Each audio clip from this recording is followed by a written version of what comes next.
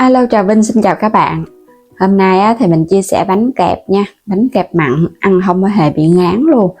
Với cái khuôn điện tiện lợi, làm mình thấy rất là dễ mà ăn lại ngon. Thì mình dùng được vài ngày luôn. Bây giờ mời các bạn mình cùng vào bếp để thực hiện bánh kẹp ngon cho cả nhà thưởng thức luôn ha. Đầu tiên là mình dùng 300g bột mì đa dụng, là tương đương 2 chén á.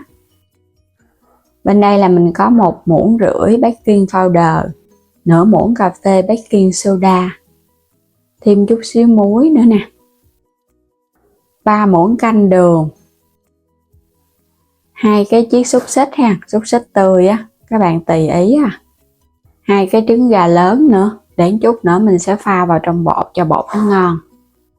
400ml sữa tươi ha, các bạn dùng có đường hay là không đường gì cũng được hết. Mình lường ra sẵn thì dùng khoảng 2 gói giống vậy nè. Rồi sẽ cho 2 cái trứng vào trong thau. 2 cái trứng này mình dùng trứng lớn nè, để cho phần bột của mình nó được đậm đà, nó béo ngon hơn.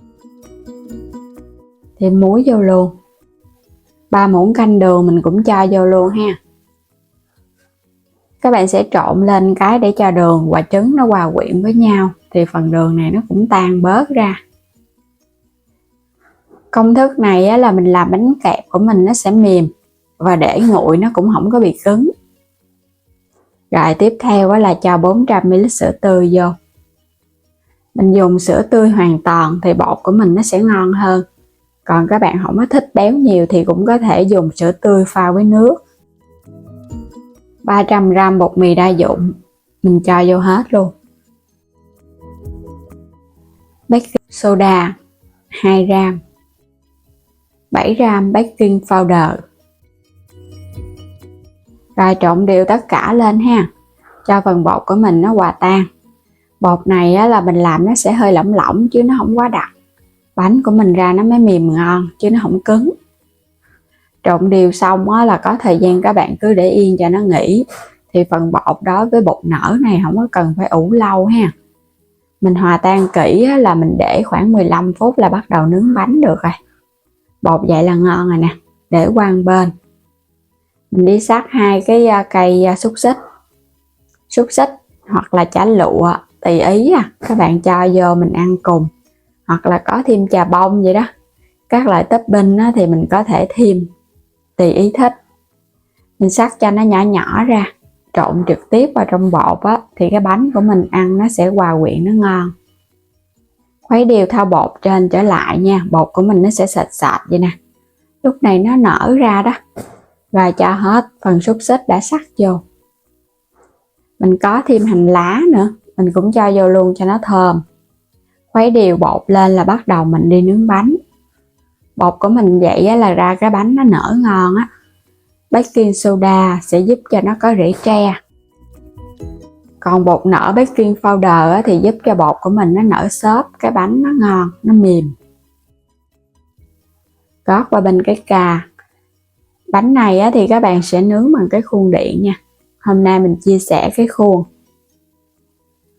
Đây là cái khuôn điện mình bán. Các bạn bấm vào góc trái video một cái vậy là có 100 mấy thôi. Nhưng mà xài bền lắm. Khi cần xài các bạn chỉ cần cắm điện là bắt đầu cái khuôn của mình nó sáng đèn lên là khởi động khuôn Làm cái khuôn này tiện lợi. Nhà có trẻ nhỏ thì mình cũng có thể rủ bé làm theo, không có sợ bị lửa phỏng. Quét vào trong khuôn một ít bơ thực vật hoặc là dầu ăn để chống dính.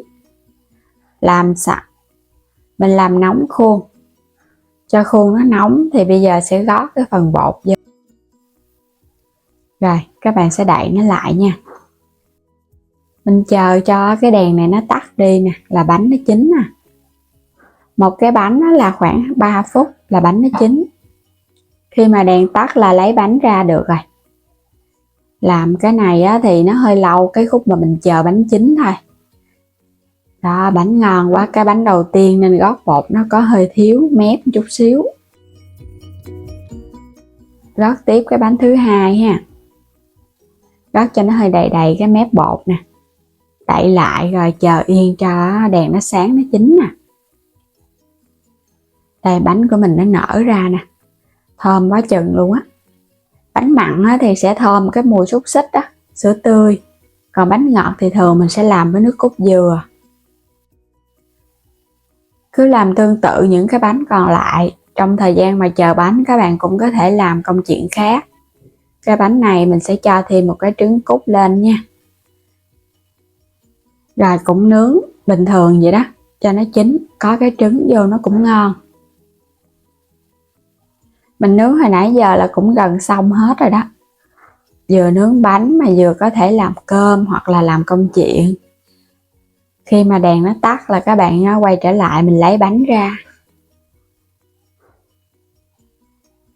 Bánh vừa ngon vừa dễ dàng ha.